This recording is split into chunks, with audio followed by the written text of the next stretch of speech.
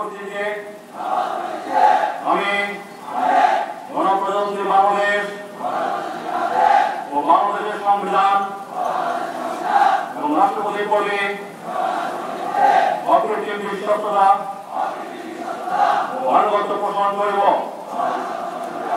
আমি আমার অপরিহার্য কর্তব্য মনে করিয়া আমার উপর ন্যস্ত বাংলাদেশ সেনাবাহিনীর কর্তব্য আমি সততা ও বিশ্বস্ততার সহিত পালন করিব এবং আমার প্রতি স্থল আঘাত পথে যেখানে যাইবার আদেশ করা হইবে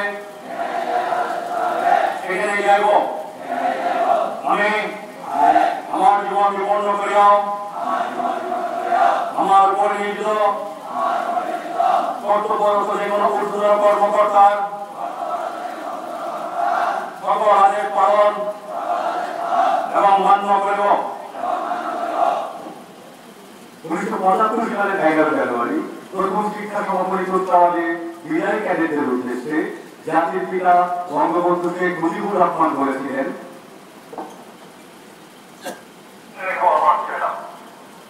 জীবনে তোমরা যে কাজে নেমেছ উপরে যারা তোমার হুকুম দেবে তোমরা ওয়াদা করলাই বলি তাদের হুকুম মানতে হয়। তুমি যে তাদের হুকুম না মানো নিজে যা তোমার আছে তা তোমার হুকুম মানবে। সেই জন্যই তোমাকে হুকুম মানতে হয়।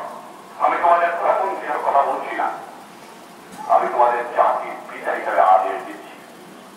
জাতির পিতার আদেশ আজকের নবীন অফিসারদের হৃদয়ে গ্রথিত হোক।